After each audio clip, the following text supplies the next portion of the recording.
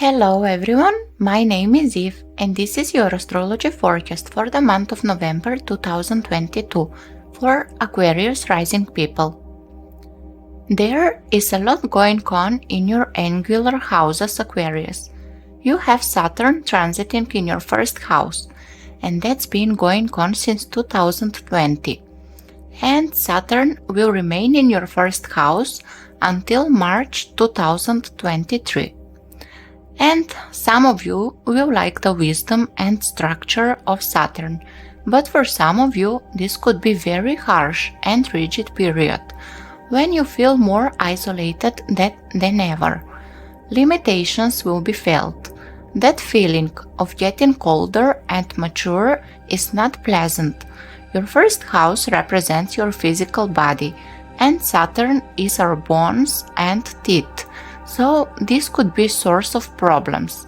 Aquarius is the sign of our nerves, so maybe you will be feeling more anxious and it will not be so easy for you to express yourself because Saturn is obligating you to outgrow your ego.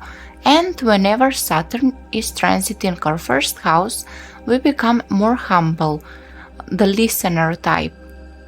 At first, there is that unreasonable fear that we feel on a deeper level.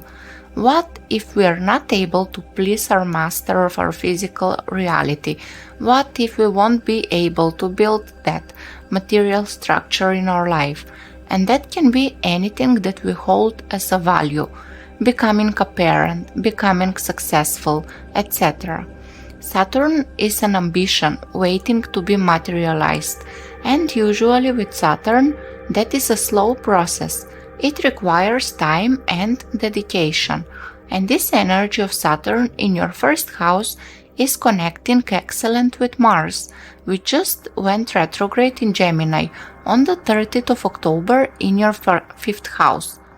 Aquarius and Gemini are compatible elements, and that's why the positive aspect. You will be giving a birth to a new creative project with this energy, something that makes your soul laugh, and it will be a very stable one if you follow Saturn, which means patience and humbleness, but also hard work. The fifth house is our first child, so maybe there will be something with your first child that will require your wisdom and advice. And if you don't have children already, you might be on the way to become a parent. But just be careful that you really want that. Make it conscious. Mars in your fifth can bring unconscious, rushed energy, and that could lead to mistakes. This is also relevant if you are starting your own business. Take your time, go twice through your ideas, paperwork, and products to avoid any mistakes. And the retrograde will last whole November, so it will be excellent time to rethink or redo whatever you create, so that at the end you could come up with the best product or whatever is that you are working towards and makes you happy. The isolation part, which comes with Saturn, for many of you will be exactly this. You working on something creative, and that's why you're less social, because your projects takes a lot of your time, and especially if you have your Saturn return. If you have also your Saturn natally in Aquarius, so this could be a time where you want to put something tangible in the world, which will give you stability. Now let's talk about the total lunar eclipse on the 8th of November, which will take place in the sign of Taurus, in your 10th house. A total lunar eclipse takes place when the Earth comes between the Sun and the full moon and blocks the Sun's direct rays from lighting up the moon. And usually the eclipses happen in pairs, which occur around 3 times in the two signs, the polarity points, where the North Node and the South Node are positioned. And this lunar eclipse is following the solar eclipse, which happened on the 25th of October, when the Sun and the Moon were together conjuncting the South Node in the sign of Scorpio, in your 4th house.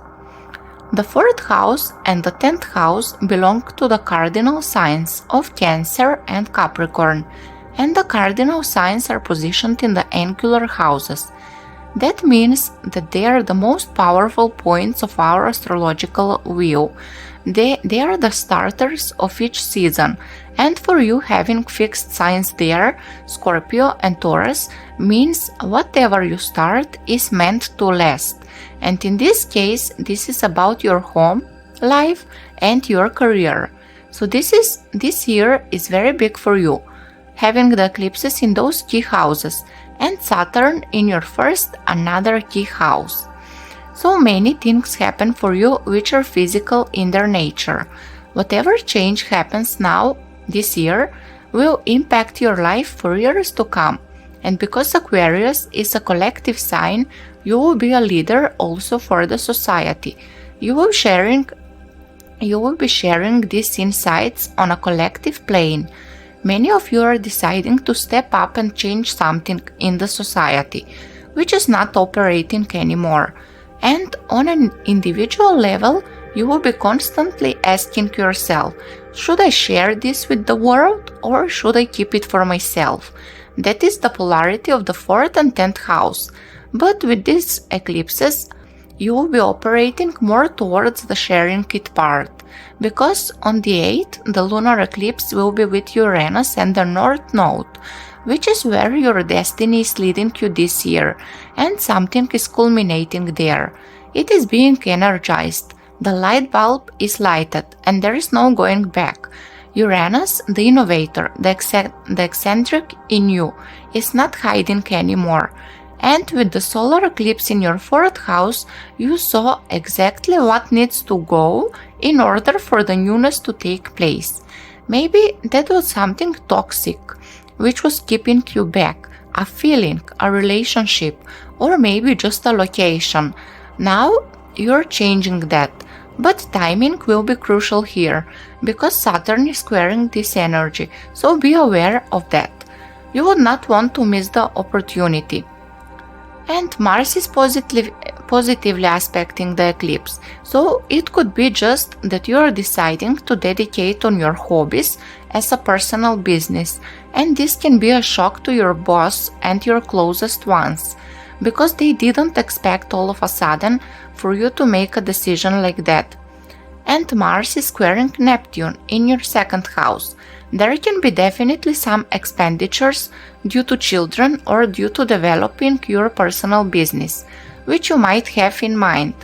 On the positive side, this can materialize as a hectic creative flow, where you just can't balance the need to create something, which gives you joy. Towards the second part of the month, the planets will be entering your 11th house, and they will opposite Mars. So this might be the time when you are showing to your community what have you been creating, or that you are becoming a parent, or that you have unexpectedly won a game like lottery and similar things which include luck, which is theme often seen with the 5th and the 11th house. And in general, the second part of the month will not be so intense like the first part of the month. It will be excellent time for socializing, meeting new people and having fun. I will conclude my analysis here. I wish you a happy November, and if you would like a reading with me, write me on my email, which you could be able to find in the description box. I'm doing natal charts, transit and progress charts, and also synastries. Until the next time, bye.